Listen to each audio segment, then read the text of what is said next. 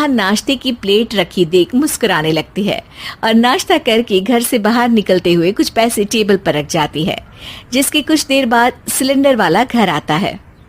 ओ मोरी मैया, मैं सिलेंडर के बारे में तो बिल्कुल भूल ही गई थी। घर खर्च के सारे पैसे भी मम्मी के पास है और श्लोक से बोला तो उल्टा 4 बात सुनाएंगे। प्राची ये सोच ही रही होती है कि अचानक उसका चेहरा चमक उठता है और वो घर में आकर इधर उधर देखने लगती है। तभी उसकी नजर टेबल पर रखे पैसों पर पड़ती है, जिन्हें वो सिलेंडर वाले को दे देती है। ये सब श्लोक देख लेता है। अच्छा बेटे, इतना बड़ा घोटाला, सबके सामने मैं तेरी दुश्मन और पीठ पीछे तेरी मेरी यारी। इस पर श्लोक एक प्लान बनाता है और शाम को सब एक साथ बैठे होने पर बोलने लगता है। माँ, तुम दोनों की बहुत लड़ाई होती है, इसलिए मैं सोच रहा हूँ कि प्राची को उसके घर छोड़ाऊं। इससे वो भी खुश रहेगी और तुम भी।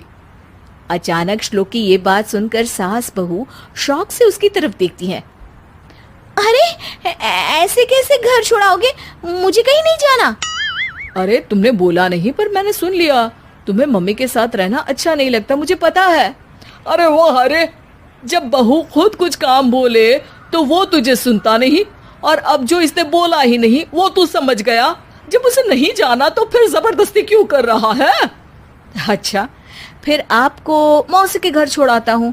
बस अब आप दोनों एक घर में एक छत के नीचे नहीं रह सकती। मैं इस टॉम एंड जेरी की जोड़ी को और नहीं झेल सकता। है? ऐसे कैसे नहीं रह सकते? तुम्हें इतनी दिक्कत है तो तुम्हारा बोरिया बिस्तर पैक कर देती हूँ, लेकिन मम्मी जी कहीं नहीं जाएंगी। बिल्कुल यही सुनना था मुझे।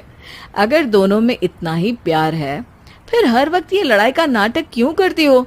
देखा मैंने कैसे माँ किचन में दूध रखती है और तुम उनके लिए कमरे में नाश्ता रखती हो, और कैसे वो पहले ही तुम्हारी दिक्कत समझकर घर में पैसे रखकर बाहर जाती है।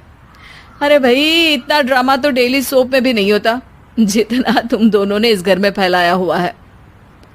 तू हमें टॉम एंड जेरी बोलता है ना, तो याद कर वो दोनों भी एक दूसरे को बाहर वालों की बुरी नजर से बचाने के लिए हमेशा सबके सामने लड़ते थे, लेकिन अकेले में दिक्कत के समय मदद भी तो करते थे। बस हमारा रिश्ता भी कुछ ऐसा ही है। और वैसे भी अगर सास बहू में तू मैं नहीं होती तो दुनिया वालों को कहानियां कैसे मिलेंगी?